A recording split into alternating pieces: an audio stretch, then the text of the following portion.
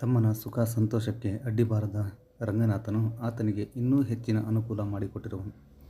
ಮೈದುನನು ಸ್ವತಂತ್ರವಾಗಿ ಉಂಡಾಡಿ ಭಟ್ಟನಂತೆ ಓಡಾಡಿಕೊಂಡಿದ್ದು ತನ್ನ ಗಂಡನು ಕತ್ತೆಯಂತೆ ದುಡಿಯಬೇಕೇ? ಇದೆಂತಹ ಅನ್ಯಾಯ ಎಂದು ಉಮಾದೇವಿಯು ಸೋಮನಾಥನ ಬಗ್ಗೆ ದುರಭಿಪ್ರಾಯ ತಾಳಿದಳು.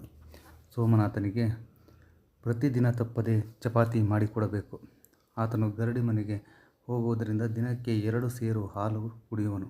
ಖರ್ಜೂರ, ಬಾದಾಮಿ, ಗೇರುಪಪ್ಪು, ಕಲ್ಲು ಸಕ್ಕರೆ ಇನ್ನಿತರ ತಯಾರಿ ವಸ್ತುಗಳನ್ನು ತಿನ್ನುವುದಕ್ಕೆ ಲೆಕ್ಕವೇ ಇಲ್ಲ. ರಂಗನಾಥನು ತಮ್ಮನಿಗೆ ಯಾವುದರಲ್ಲೂ ಕಡಿಮೆಯಾಗದಂತೆ ನೋಡಿಕೊಂಡಿದ್ದಾನೆ.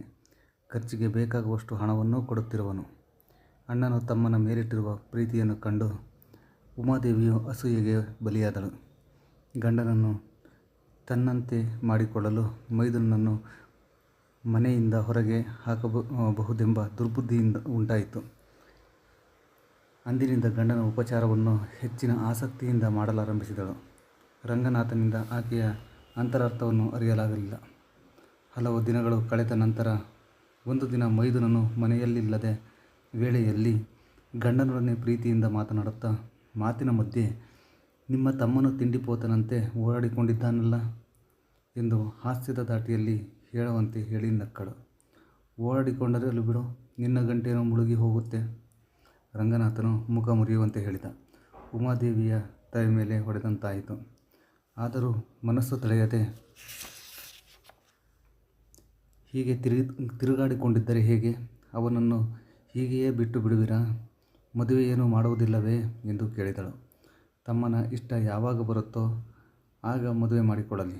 ಅಲ್ಲಿಯವರೆಗೆ ಇದೇ ರೀತಿ ಓಡಾಡಿಕೊಂಡಿರಲಿ. ಮದುವೆಯಾದ ಮೇಲೆ ಗತಿ? ಆಮೇಲೆ ನೋಡಿಕೊಳ್ಳೋಣ. ಈಗೇಕೆ ಅದರ ಚಿಂತೆ?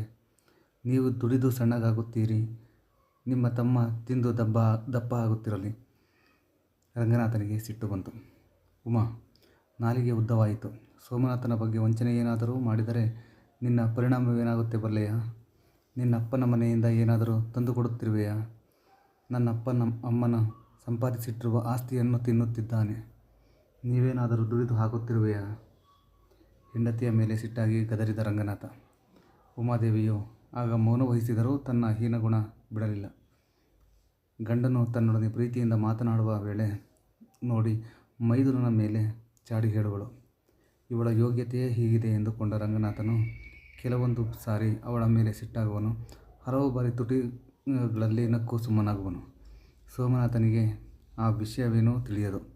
ಅತ್ತಿಗೆಯ ಹೃದಯದಲ್ಲಿ ವಿಷದ ಕುಪ್ಪಿ ಅಡಗಿದೆ ಎಂದು ತಿಳಿಯದೆ ತನ್ನನ್ನು ಪ್ರೀತಿಯಿಂದಲೇ ಕಾಣುತ್ತಿದ್ದಾಳೆಂದು ಭಾವಿಸಿದ್ದಾನೆ. ಆ ಸ್ಥಿತಿಯಲ್ಲಿಯೇ ದಿನಗಳು ಕಳೆಯುತ್ತಿರಲು ಉಮಾದೇವಿಗೆ ದಿನಗಳು ತುಂಬಿ ಹೆರಿಗೆ ದಿನಗಳು ಸಮೀಪಿಸಿದವು.